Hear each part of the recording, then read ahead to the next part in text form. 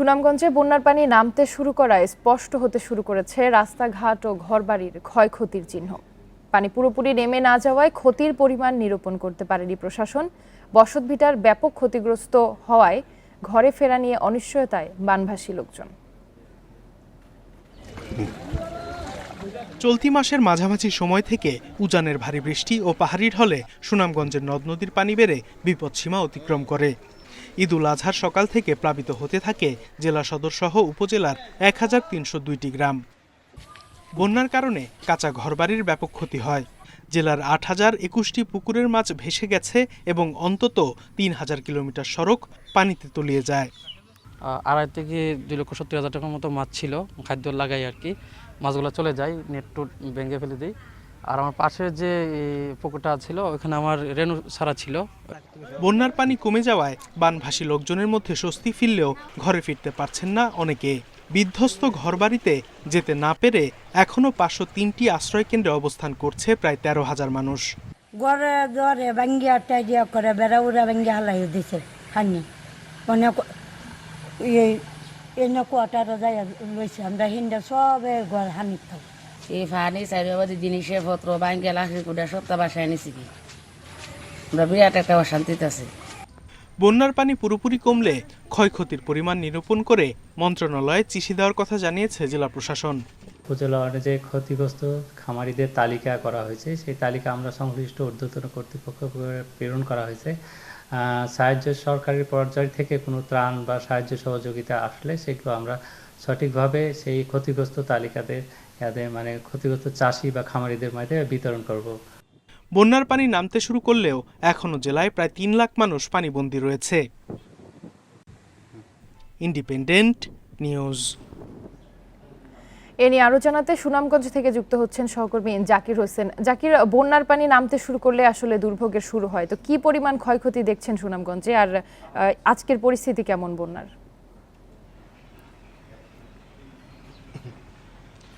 হ্যাঁ, আপনার শেষের কথা দিয়ে এখন শুরু করি।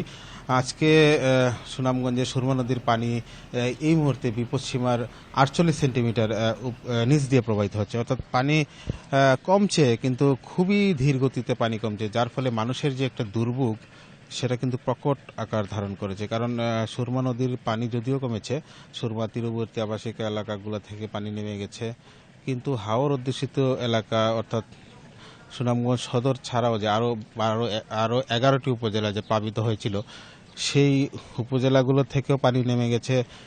এখনও কিছু কিছু এলাকায় পানি আছে, তবে খুব একটা বেশি না। আর তবে বেশিরভাগ সড়ক এখনও কিন্তু ডুবে আছে। আর পানি নেমে যাওয়ার পরেই কিন্তু এখন একটা সবচেয়ে বেশি দুর্ভোগ দেখা দিয়েছে, সেটা হচ্ছে বিশেষ করে নিম্নায়ের মানুষের যে কাঁচা ঘরবাড়ি বিধ্বস্ত হয়েছে।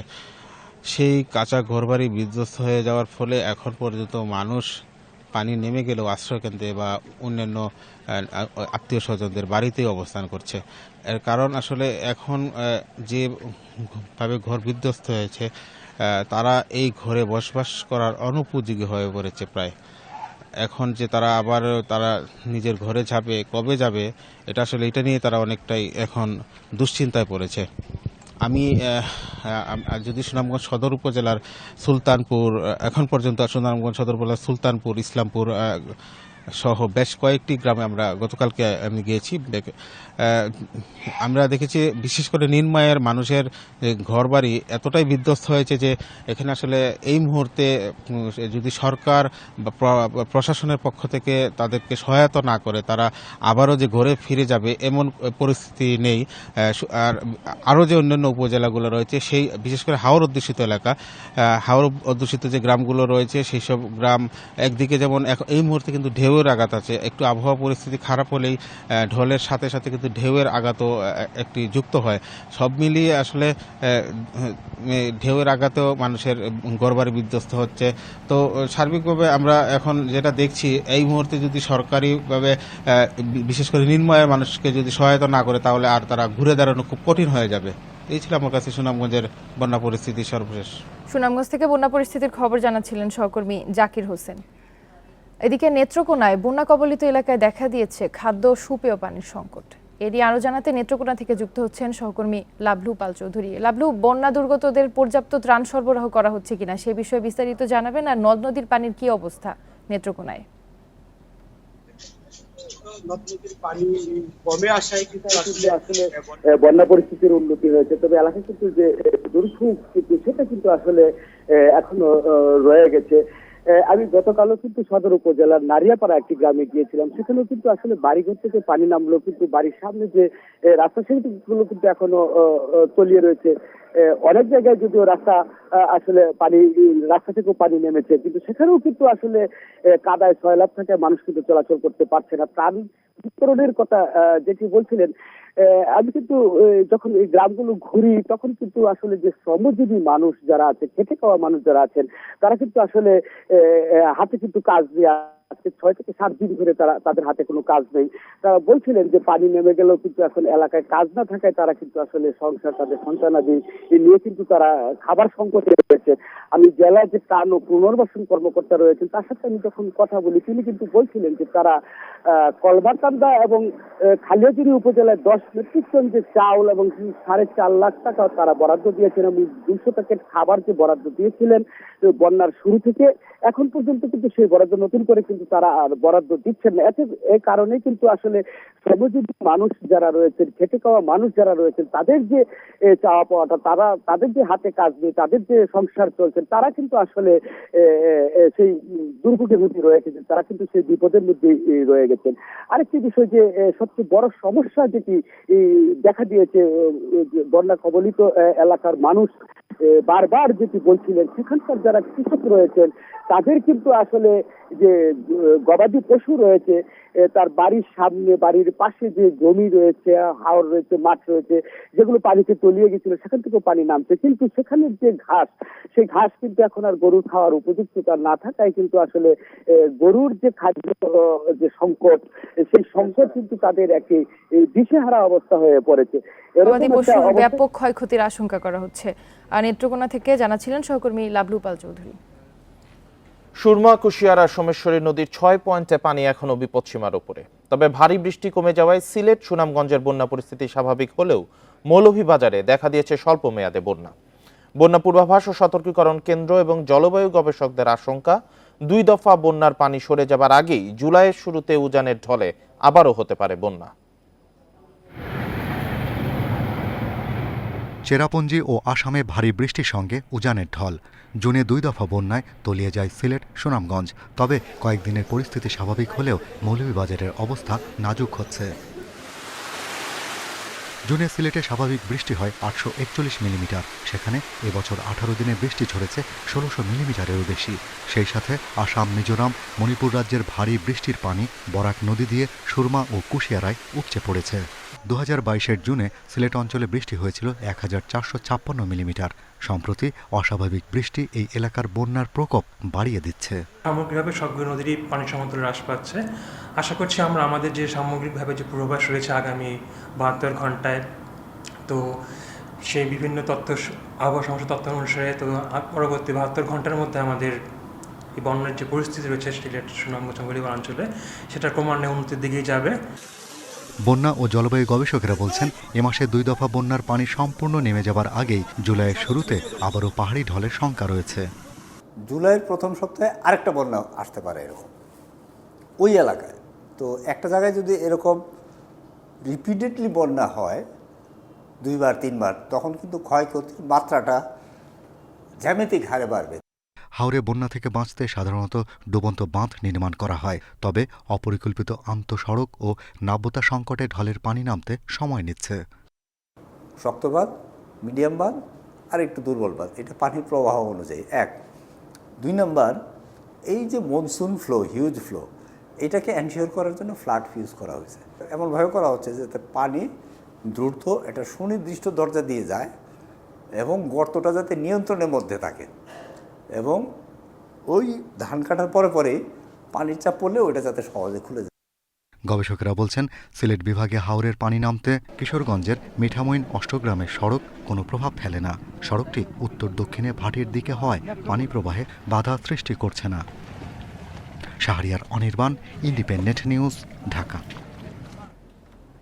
শেষের পথে দেশের দীর্ঘতম বঙ্গবন্ধু শেখ মুজিব রেল সেতুর নির্মাণ কাজ। 4.8 কিলোমিটার সেতুটির 50টি পিয়ার আর 49টি স্পেনের সবগুলো বসানো শেষ। এখন চলছে নদীর দুপারে সংযোগ রেলপথ নির্মাণ। নির্ধারিত সময়ের মধ্যেই মেগা প্রকল্পের নির্মাণ কাজ শেষ হবে বলে জানিয়েছেন প্রকল্প পরিচালক। যমুনার বুকে এখন পুরো দৃশ্যমান দেশের দীর্ঘতম বঙ্গবন্ধু শেখ মুজিব রেলওয়ে সেতু। বঙ্গবন্ধু সড়ক সেতুর 300 মিটার উজানে তৈরি হচ্ছে ডুয়েল গেজ ডাবল ট্র্যাকের এই রেল সেতু। এটি চালু হলে 100 কিলোমিটার গতিতে প্রতিদিন অন্তত 88টি ট্রেন চলাচল করতে পারবে। এমন মেগা প্রকল্পে কাজ করতে পেরে খুশি নির্মাণ কর্মীরা। সঠিক সময়ে কাজ করতে পারছি এরকম একটা মেগা প্রজেক্টে, তার জন্য আমরা অত্যন্ত আনন্দিত। রেল ট্র্যাকের ওপরে কিছু কাজ আছে যেগুলো আমরা এখন রেল ট্র্যাকে ফোকাস করছি। ইন দ্য মিন টাইম হচ্ছে আমাদের অলমোস্ট 70% রেল ট্র্যাকের কাজগুলো শেষ হয়ে আসছে। কাজের গুণগত মান ঠিক রেখে দেশি বিদেশি প্রকৌশলী ও কর্মীরা দিনরাত কাজ করছে বলে জানান প্রকৌশলীরা। পিয়ার এবং স্প্যানের কাজ মোটামুটি সবই শেষ, এম্বাঙ্কমেন্টের কাজও শেষ হয়ে গেছে। এখন ট্র্যাকের কাজ এবং আমাদের রিভার ট্রেনিং অর্থাৎ নদী শাসনের কাজ চলছে। এ পর্যন্ত প্রকল্পের 84% কাজ শেষ হয়েছে। 50টি পিয়ার আর 49টি স্পেনের সবগুলো বসানো শেষ। এখন চলছে সংযোগ রেলপথ নির্মাণ। প্রকল্প পরিচালকের আশা, টাঙ্গাইল অংশে আগামী আগস্ট আর সিরাজগঞ্জ অংশে ডিসেম্বরের মধ্যে কাজ শেষ হবে।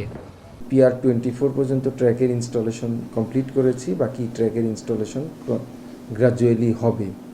এবং আসলে WD1 প্যাকেজের কাজটা আমরা অগাস্ট নির্ধারিত সময়ে শেষ হয়ে যাচ্ছে, আর WD2 প্যাকেজের যে মাইনর ওয়ার্কগুলো সেটা সম্পাদন শেষে আমরা ডিসেম্বরের শেষ নাগাদ এই কাজটা আসলে পুরোপুরি কমপ্লিট করতে পারবো। 4.8 কিলোমিটার দীর্ঘ এই সেতু নির্মাণে ব্যয় ধরা হয়েছে প্রায় 16,781 কোটি টাকা। Independent news. 8 জুলাই 4 দিনের সফরে চীনে যাচ্ছেন প্রধানমন্ত্রী শেখ হাসিনা। এই সফরে কয়েকটি চুক্তি ও সমঝোতার স্মারক সই হতে পারে। চীনের কমিউনিস্ট পার্টির মন্ত্রী লিউ জিয়ানচাও এসব তথ্য দেন। সোমবার দুপুরে পররাষ্ট্রমন্ত্রীর সঙ্গে সাক্ষাৎ করেন তিনি। পরে হাসান মাহমুদ জানান, ব্রিক্সে যুক্ত হতে চীনের সহযোগিতা চায় বাংলাদেশ। জুলাইয়ের দ্বিতীয় সপ্তাহে চীনে যাচ্ছেন প্রধানমন্ত্রী। এ সফরকে সামনে রেখে ঢাকায় এসেছেন চীনের কমিউনিস্ট পার্টির আন্তর্জাতিক সম্পর্ক বিষয়ক মন্ত্রী লিউ জিয়ানচাও। রাজধানীর একটি হোটেলে পররাষ্ট্রমন্ত্রীর সঙ্গে বৈঠক করেন তিনি। আলোচনায় ছিল প্রধানমন্ত্রীর বেইজিং সফর, বাণিজ্য, বিনিয়োগ, রোহিঙ্গা সংকট ও ব্রিক্স ইস্যু। বৈঠক শেষে চীনের মন্ত্রী বলেন, প্রধানমন্ত্রীর এ সফর দুদেশের সম্পর্ক আরও দৃঢ় করবে।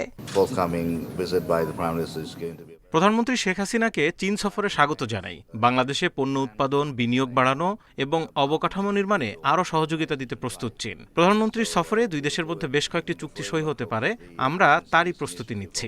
স্মার্ট বাংলাদেশ গড়তে পাশে থাকবে চীন।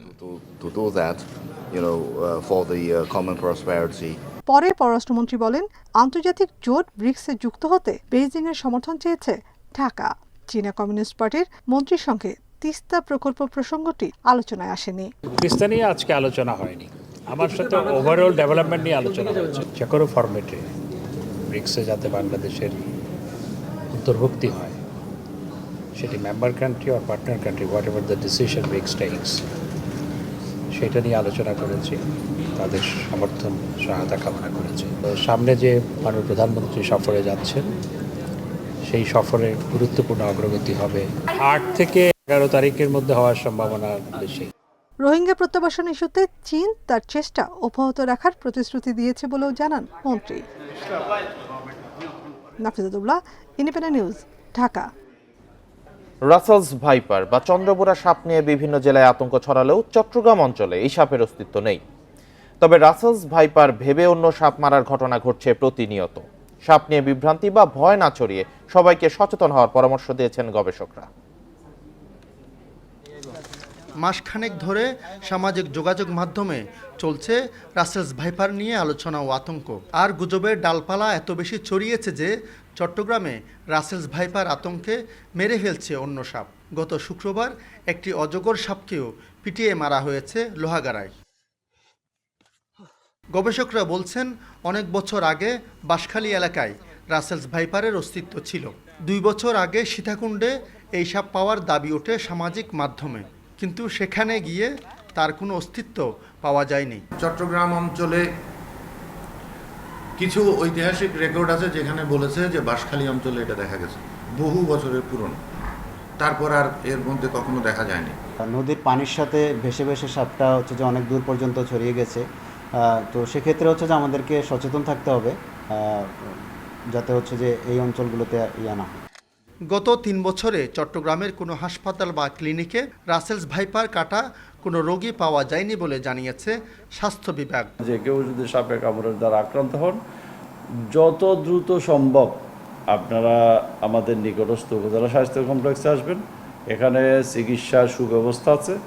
আতঙ্ক আর গুজবের মাঝে চট্টগ্রামে জনসংখ্যা, প্রাকৃতিক পরিবেশ বিবেচনা করে 800 অ্যান্টিভেনম মজুত করা হয়েছে। আলমগীর সবুজ, ইন্ডিপেন্ডেন্ট নিউজ, চট্টগ্রাম। সপ্তাহের ব্যবধানে কেজি প্রতি আলুর দাম বেড়েছে 10 টাকা পর্যন্ত। খুচরায় বিক্রি হচ্ছে 58 থেকে 60 টাকায়। এক বছরে আলুর দাম বেড়েছে 54% পর্যন্ত। খুচরা ব্যবসায়ীদের দাবি, হিমাগার গেইটে আলুর দর বেড়েছে, যার প্রভাব পড়ছে খুচরা বাজারে। আর হিমাগার মালিকরা বলছেন কৃষকরাই বিক্রি করছে বাড়তি দামে।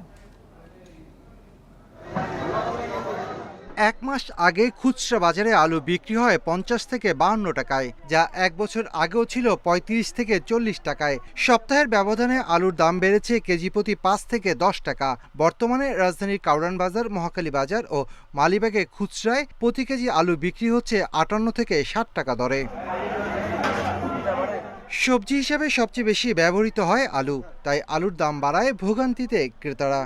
50 টাকা করে ছিল ঈদের আগে, এখন 60 টাকা করে নিতেছি। কয়েকদিনের ব্যবধানে 10 টাকা করে বেশি। এখানে একটা চক্র আছে, ওরা সকল পণ্য যখন কিনে ফেলে, বাইরে আর কোনো সাপ্লাই থাকে না, তখন তারা যখন যেটুকু ছাড়ে, চাহিদা অনুযায়ী ছাড়ে, দাম নির্ধারণ করে ছাড়ে। এর আগে হয়তো 5 কেজি লাগতো, এখন দেখা যাচ্ছে দাম বেশি, এখন হয়তো 2 কেজি বা 2.5 কেজি এরকম করে কিনা চলতেছে।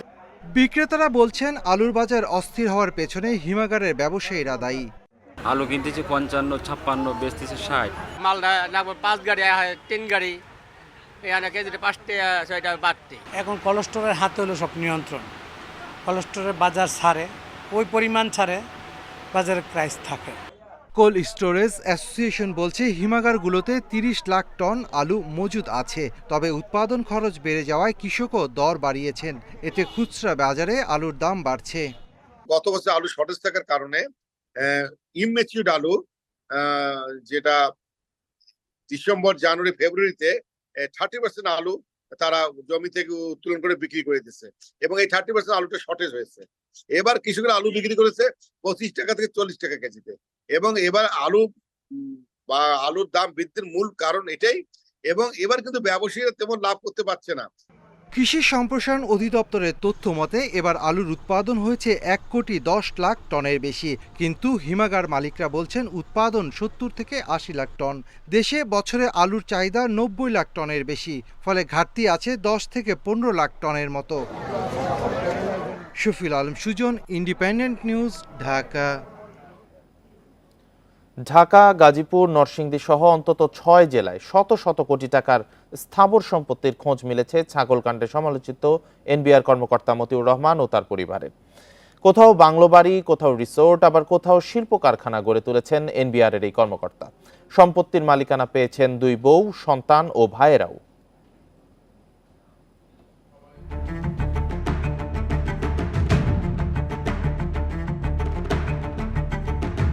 আধাপাকা সড়কের ওপর উঁচু প্রাচীরে ঘেরা সুরম্য এক প্রাসাদ। বিশাল রাজফটক পেরোলে নজর কাড়বে কারুকার্য শোভিত একটি ডুপ্লেক্স। ভবনের সামনে দেশি বিদেশি গাছে সাজানো বাগান, পেছনে পুকুর। আরেক পাশে আছে ছোট 2টি একতলা ভবন, অনেকের কল্পনার প্রাসাদ।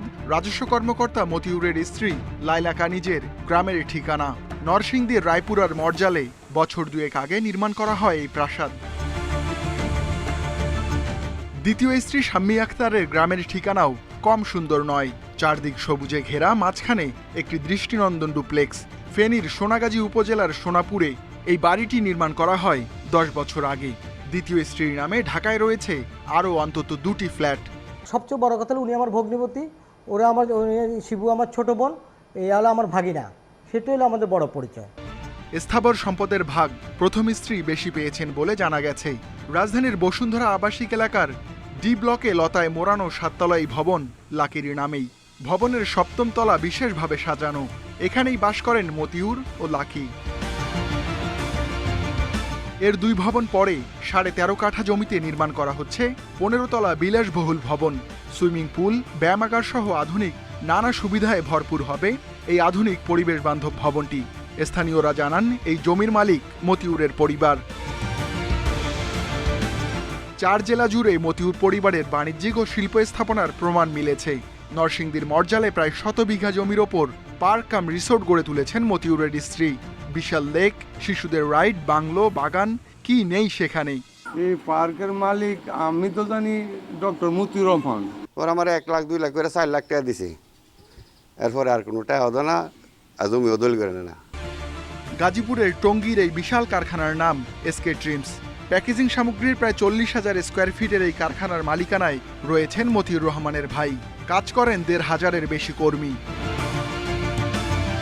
ময়মনসিংহের ভালুকায় প্রায় 300 বিঘা জমিতে এই কারখানার নাম গ্লোবাল শুজ। এই কোম্পানির চেয়ারম্যান মতিউর রহমান নিজেই। মানিকগঞ্জের অনেক ড্রিমস কারখানায়ও রয়েছে মতিউর ও তার পরিবারের মালিকানা। Ruhul Amin, independent News, Dhaka. বেনজির আহমেদ ও মতিউর রহমানদের কালো টাকা সাদা হলে দেশের মঙ্গল হবে না বলে মন্তব্য করেছেন সংসদ সদস্য সাইদুল হক সুমন। সোমবার সংসদের বাজেট অধিবেশনে তিনি এ মন্তব্য করেন। সাবেক আইজিপি বেনজিরের অঢেল সম্পদের খবরে বিস্ময় প্রকাশ করে সুমন বলেন, আর কিছুদিন গেলে তিনি হয়তো পুরো গোপালগঞ্জই কিনে নিতেন। বেনজির আহমেদের দুর্নীতির দায় তার মন্ত্রণালয় এড়াতে পারে না বলেও দাবি করেন এই স্বতন্ত্র সংসদ সদস্য।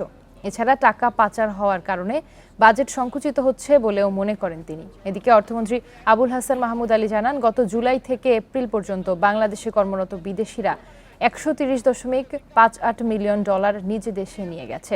তিনি আরও জানান, রাষ্ট্রায়ত্ত প্রতিষ্ঠানের কাছে ব্যাংকগুলোর পাওনা 51,391 কোটি 89 লাখ টাকা। এই সরকারে রাসেল ভাইপার সাপ চলে আসছে মাননীয় স্পিকার। এই সাপ আসার কারণে সরকারে যখন সাপ আসে প্রকৃতিতে বেজি থাকে, এই বেজি করে কি সাপরে নিয়ন্ত্রণ করে। কিন্তু এই সরকারে দেখা যাচ্ছে বিভিন্ন জায়গায় রাসেল ভাইপার আছে, কিন্তু বেজি ওই পরিমাণ নাই যে এই সাপরে ধরবে মাননীয় স্পিকার। আন্তর্জাতিক মুদ্রা তহবিল IMF এর ঋণের তৃতীয় কিস্তির 1.12 বিলিয়ন ডলার অনুমোদন পেয়েছে বাংলাদেশ। 2 দিনের মধ্যে অর্থ ছাড় দেওয়া হবে। সোমবার রাতে তথ্য নিশ্চিত করেছে বাংলাদেশ ব্যাংক। এর আগে যুক্তরাষ্ট্রের ওয়াশিংটনে সংস্থাটির নির্বাহী পরিষদের বৈঠকে ঋণ অনুমোদনের জন্য উপস্থাপন করা হয়। এ বিষয়ে IMF থেকে জানানো হয়, এই ঋণের বিপরীতে সংস্থাটির দেয়া বেশিরভাগ শর্তই পূরণ করতে সক্ষম বাংলাদেশ।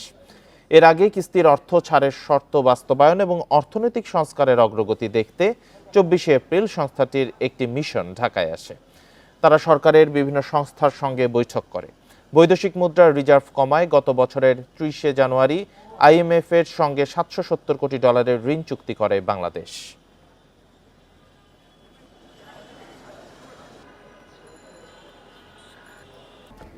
আর এই ছিল এখনকার সংবাদে। ইন্ডিপেন্ডেন্ট টেলিভিশনের সব খবর বিস্তারিত জানতে চোখ রাখুন ফেসবুক, ইউটিউব, এক্সে। এতক্ষণ সাথে থাকার জন্য সবাইকে ধন্যবাদ।